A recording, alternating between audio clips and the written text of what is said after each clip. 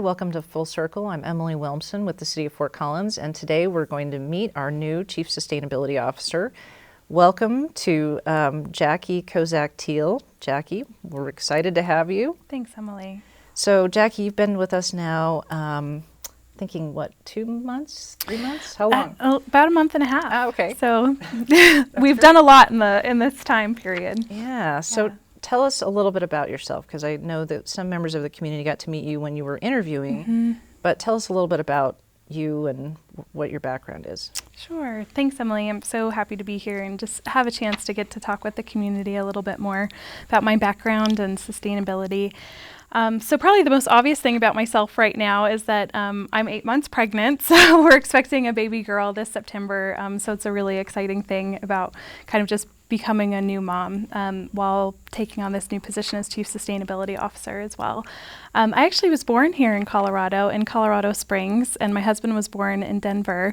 But I grew up in Erie, and not Erie, Colorado, but Erie, Pennsylvania. My parents moved me there, and so most of my childhood years and college was in the Great Lakes region.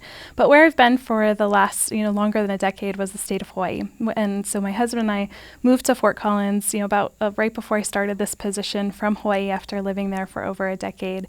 And, my focus there in Hawaii was really doing a lot of sustainability work at a community level and then at a state government level, serving as the governor's first sustainability coordinator for the state of Hawaii. So it's was a wonderful place to, practice and learn about sustainability in the islands. And we are just so excited to be here now and really honored to serve in this role. That's great. Yeah. So what have you discovered in Fort Collins so far, just as kind of a newcomer? Tell us about some of the things that you've gotten to see and explore. And my husband and I were just saying every single weekend is a delight in terms of thinking about new places here locally and regionally for us to explore and get to know the people and the landscape better. So really, my first impression of Fort Collins was actually last summer. So before I applied for this position, I actually had the opportunity to visit Denver, Boulder, and Fort Collins for work. And I just fell in love with Fort Collins. My husband wasn't able to join me, and he remembers me calling him and just saying Fort Collins specifically really spoke to me as a place that just felt like home and felt like a place that I would really love to raise a family and contribute to the momentum that's happening here around sustainability and making it a great city. My impressions here are I just feel this enormous sense of community pride and friendliness everywhere I go. I just am delighted with having conversations with people at the library, going to check out the farmers markets, belonging to a CSA now, and biking and walking to work. Just the interactions that I have with people in our downtown have really just given me this sense of how welcoming of a community this is. And I think that that's one of the greatest reasons why it's such a special place to live. Yeah, that's great. So was there something in particular that attracted you to this working for the municipal government? What drew you to the city specifically? Yeah, it was really a combination of two things. One was definitely the place, the sense of place here was there. Hawaii is a really special state to live in, and there was not too many places that my husband and I thought about in terms of the mainland where we would relocate. And having both been born here and come back with our families, Colorado was always this state that we really admired, would love to return. And having, the experience here directly with Fort Collins, it had been a place that I said, gosh, if I could ever move there and be part of what they're trying to do, I would just be so excited to have that opportunity. So absolutely the place, being people that are really into, nature-based recreation, into community involvement, Fort Collins was a perfect fit. And then I think the other thing that really attracted me to this place was the position. Being a sustainability professional for over 10 years, working a lot on the national and international level in sustainability in my role in Hawaii, this is a really unique position, and it's a really unique service area, having sustainability service area here. There is no other government that I've been able to find that was as forward-thinking and pioneering as Fort Collins to actually combine the social, economic, and environmental departments into one sustainability services area. So as Chief Sustainability Officer, I just have this wonderful opportunity to fully integrate and actualize the vision of sustainability by working with these different teams to think about how in everything that we do in practice, do we practice the triple bottom line. Okay, great. So how is your work in the state of Hawaii transferring here? I mean, you were working at the state level, now you're at a municipal level. Tell us a little bit about that. Yeah, that's actually, and that builds upon a little bit what drew me to this position as well. In the field of sustainability, often cities are targeted as the ones, with ICLEI, Local Governments for Sustainability, the Urban Sustainability Directors Network. It's really focused a lot of times at that local government level because that's really where we can implement sustainability because of the type of role that local government plays in citizens' lives and the types of services that we're involved in. And so at a state level, it was a good experience to think at that regional level because that's going to be important for us in Fort Collins in terms of collaborating with, our neighboring cities and counties and at a state level and even beyond that. So the work in Hawaii transfers in the sense of kind of that regional, national, and international perspective and bringing that to the local level in terms of how we execute here, but also the greater context that we fit. So I was really excited to change to municipal level government because I think that we are uniquely positioned to make a difference and model sustainability. Yeah. And so you had worked a little bit with the City of Fort Collins even through that networking. Explain that, how you got to... Yes, so and that's really one of the reasons that brought me here last summer.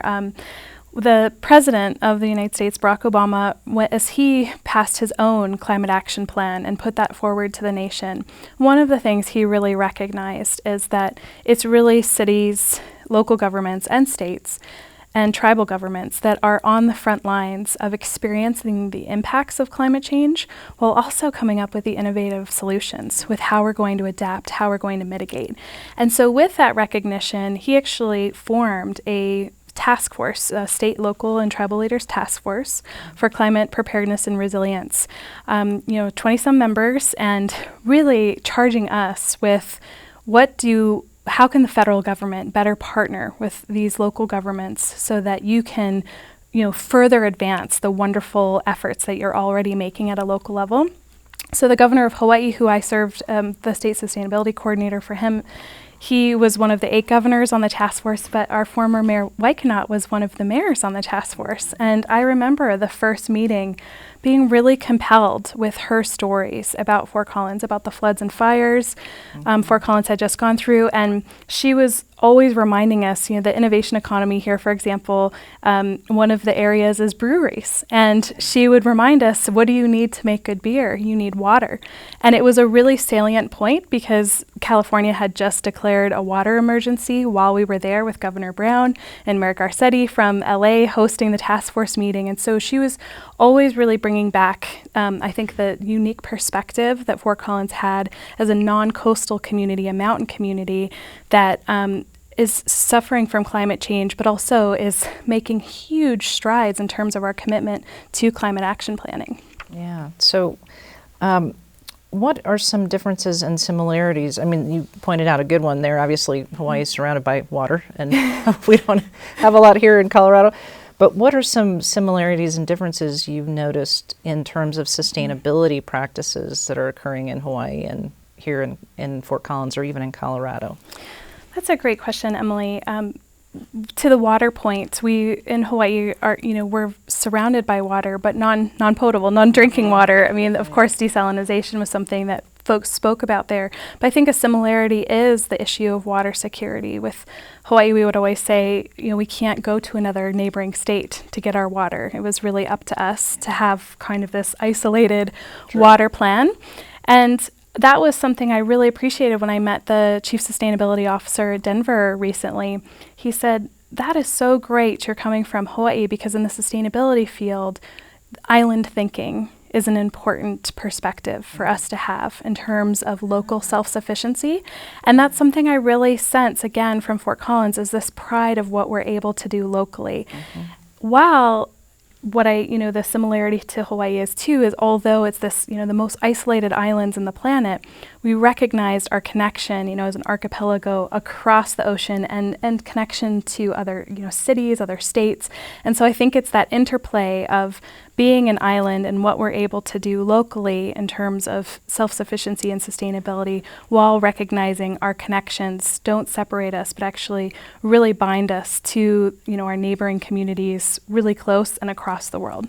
Yeah, that's. And then I think some other similarities that I see and that really excite me is, Hawaii imported 80 to 90% of its food, which was a really shocking statistic, having been a huge change in the last 50 years, and Hawaii is moving to being very dependent on imports. And so there'd been kind of this agricultural renaissance and energy around local food. I sense the same thing here. I just, our local food cluster belonging to a CSA, the farmers markets here, I think that there's just enormous energy around people really wanting to think about the way that we view our food system and the way that we participate in our food system. Some differences is Hawaii, there as a commuter, it was actually one of the highest bike fatalities in the nation per capita, and our transit system wasn't as well developed as here. And so that's been something my husband and I have just enjoyed so much since moving here. I participated in Bike to Work Day. I walk or bike most days and have taken Max. And I think that the difference that I see here is how, what a wonderfully developed transportation system we have to provide alternatives, because we know getting out of, single-use occupancy vehicles is going to be a big piece of meeting our climate change goals. And so knowing that those opportunities are there for citizens, I think, is a big difference that excites me. Yeah. And I think the governance piece too, going back to how unique Fort Collins is in terms of how we've set up our governance around sustainability and the resources that go towards sustainability. When I learned about Bob 2.0 and that citizens, supported the funding to go towards affordable housing, for example, which is one of our priorities in social sustainability, I think that governance paired with resources is something that, for me, is a distinction for Fort Collins in terms of sustainability. Great. So that's actually a great segue to talking a little bit more about Fort Collins. And it sounds like affordable housing is one of the issues you're working on currently. What are some of the other hot topics that are happening in the sustainability services area? Yeah, so affordable housing, we actually are going to be coming before council this fall on a affordable housing strategic plan. And one of the things I'll say is just generally as a service area right now, we're really working on strategic planning to think about the areas in which we need to focus and put a lot of effort towards to help our community in these complex issues that impact our sustainability. So affordable housing being one area that social sustainability is really working at a community level and with partners to look at that issue in the greater context of housing affordability, while this plan focuses on specifically folks in income levels that are especially distressed and having a difficult time accessing affordable housing. Economic health, our Department of Economic Health just went through the process for council approving their strategic plan. Really exciting there. I think that that's another difference, I would say, between Hawaii and Fort Collins is an enormous opportunity here is the economic diversity. Something that was a big challenge for me working in Hawaii is that our economy was based on mainly tourism. Mm-hmm. And that dependency led to us not being very resilient and also not creating a lot of diverse opportunities for the next generation, for families. And so thinking about that economic diversity that we have here, I see as an enormous asset. And the role that economic health will play is really outlined in the strategic plan. And I think it's a special role and a really unique role that our economic health office here is very intentional about playing in terms of not growth, but shaping our economy and really thinking about what are the types of economic enterprises do we really want to support and foster, and having this local, living, vibrant economy that really supports these businesses that invest in the social and natural capital of Fort Collins, and that's that triple bottom line approach. And I think what's so neat too is the approach to innovation, and then the clusters really reflect this value again for sustainability oriented enterprises like energy cluster, food cluster, water cluster. I think that the attention on those from economic health really demonstrates our commitment to this different way of understanding economic health generally. And one of the themes being climate economy. That's not something that you see in a lot of jurisdictions, and I think speaks to us understanding that our incredibly ambitious commitment to carbon neutrality by 2050 with these interim milestones 2020 and 2030 is that not just seeing it as restricting ourselves but these changes are actually going to provide economic opportunities for us of doing things in a different and better way, and how it will contribute to our quality of life. I mean, reducing those emissions all the benefits that come along with that, social, environmental, and economic benefits that comes. We've already seen the incredible growth in clean energy because of our commitment to wanting to start looking at renewables and efficiency as a solution to our emissions. Right, and the other area of the triple bottom line, environmental. So what's going on there that people need to be paying attention to right now? And all three of these areas are near and dear to my heart. I will say a lot of my time in Hawaii was focused. I started my career specifically working in the environmental field because, another difference, Hawaii is the endangered species capital of the U.S., a lot of natural resource issues there and pressures, and so it was a good place for me to start, and then integrating the other pieces. So the Environmental Services Department here is really through an interdepartmental approach and with partnerships helping to take the lead with the Climate Action Plan framework.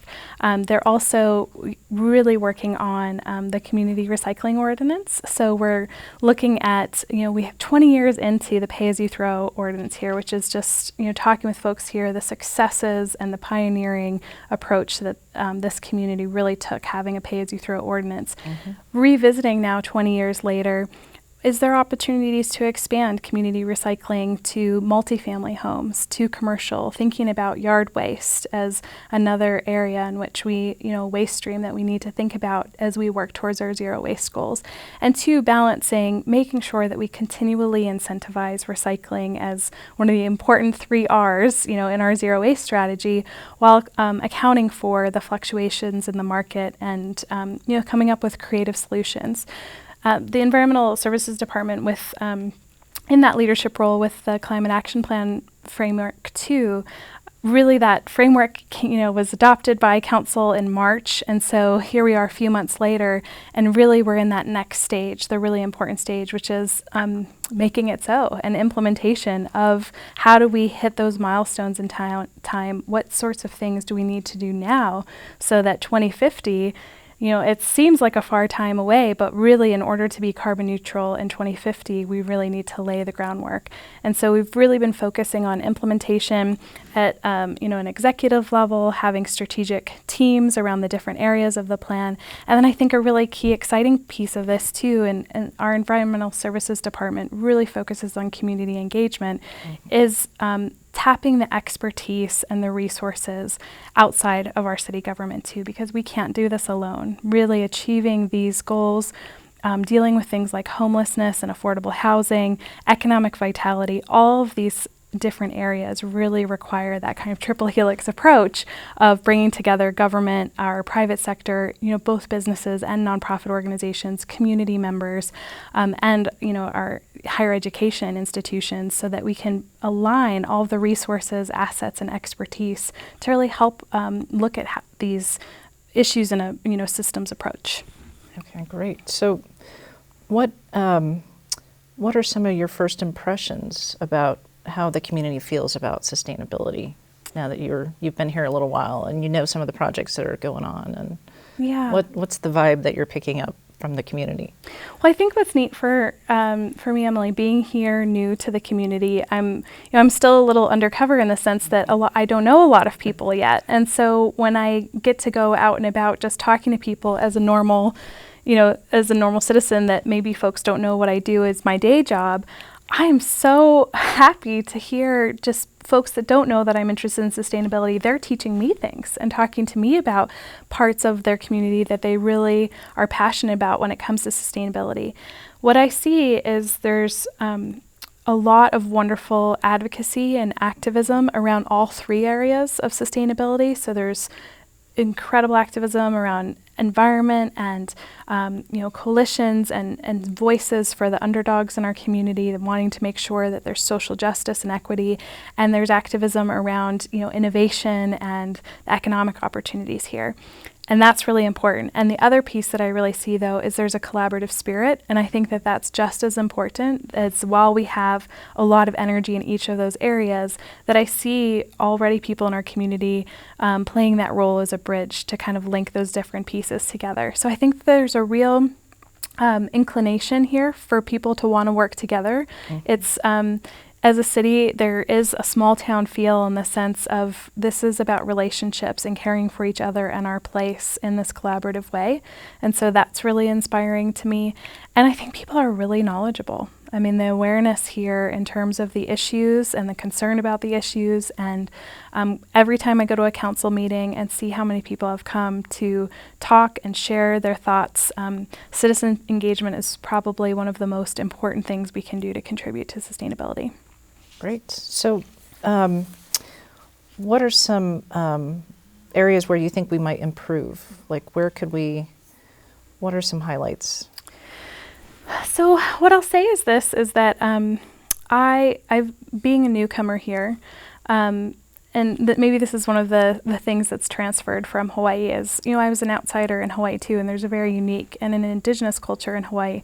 And it taught me a lot about the respect for local knowledge. And I come with, absolute humility around that my job right now, besides helping the departments with the strategic planning process and these different projects that we're working on as a service area, really one of the things I've been focusing on is this listening and learning about this place. And so my lens right now is just to learn, so that I think hearing the local knowledge, hearing the local perspectives will help to illuminate for me some of the areas that there may be opportunities for improvement, or opportunities to connect in new ways that we hadn't before, that will help us to find those solutions that just weren't seen because we hadn't made those connections.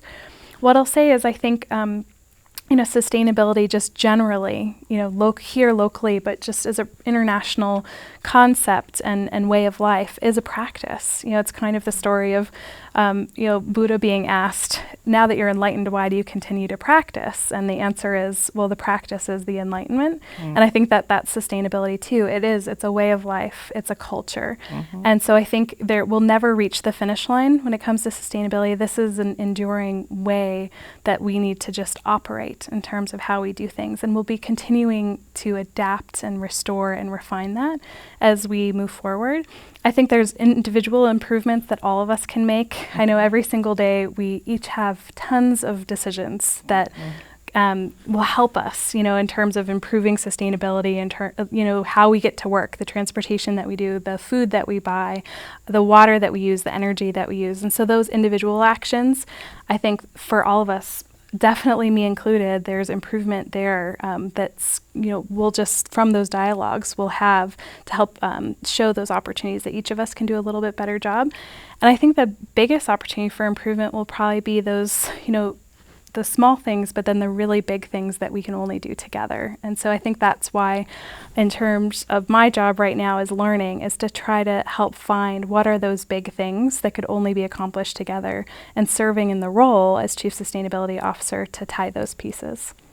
Great. Well, thank you so much, Jackie. We really appreciate you spending time with us today, and we're welcome you to the city. We're excited to have you. So thanks. I'm excited to be here. Great. Thanks for joining us on Full Circle. We'll see you next month.